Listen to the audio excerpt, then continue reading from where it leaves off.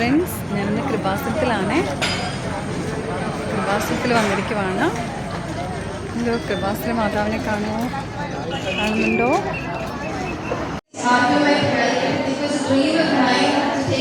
ഈ അൾത്താരയിലാണ് 2004 ഡിസംബർ 7 ഉച്ച കഴിഞ്ഞ് 2:30 ബഹുമാനപ്പെട്ട ജോസഫ് അച്ഛൻ്റെ മാതാവ് പ്രത്യക്ഷപ്പെട്ടത്.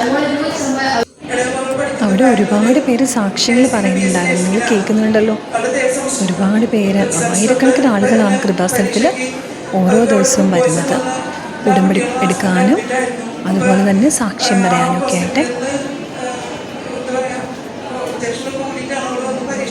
പരീക്ഷ കഴിഞ്ഞപ്പോൾ മോള് പറഞ്ഞു, അമ്മ ഒട്ടും പ്രതീക്ഷിക്കണ്ടോ, ഞാൻ പാസ്സാവൂല, ഒരു വിഷയത്തിൽ എനിക്ക് 4 മാർക്ക് പോലും കിട്ടില്ല എന്ന് പറഞ്ഞു. അപ്പൊ ഞാൻ പരീക്ഷയ്ക്ക് പോകുന്ന in that time span I got a visa again, the second time, and I was able to travel to Europe and study over there the whole. ഞങ്ങൾ കൃപാസനത്തിൻ്റെ ഓഫീസിൽ നിന്ന് കൃപാസനത്തിലെ പത്രം, ഞങ്ങൾ മലയാളം പത്രമാണ് വാങ്ങിച്ചത്. പല ഭാഷകളിൽ കൃപാസനത്തിൽ പത്രം ലഭ്യമാണ്. ഞാനതൊക്കെ വീടുകൾ തോറും നടന്ന് വിതരണം ചെയ്യും. എനിക്കതിലൊക്കെ ഭയങ്കര വിശ്വാസമാണ്. രാജേട്ടൻ കൃപാസനത്തിൽ നിന്ന് വെഞ്ചരിച്ച വെള്ളം ഒക്കെ എടുത്ത്, അതുപോലെ വെഞ്ചരിച്ച മണ്ണ് അവിടെ കിട്ടും. അതൊക്കെ നമുക്ക് വാങ്ങാനുള്ള സ്ഥലങ്ങളിലൊക്കെ കൊണ്ടിട്ട് കഴിഞ്ഞാൽ അത് വാങ്ങാനും വിൽക്കാനൊക്കെ സാധിക്കും.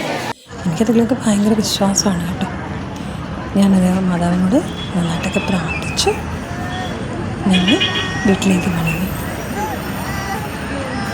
കനിവിൻ്റെ അമ്മേ, കാരുണ്യനാഥേ, കൃപാസനമാതേ,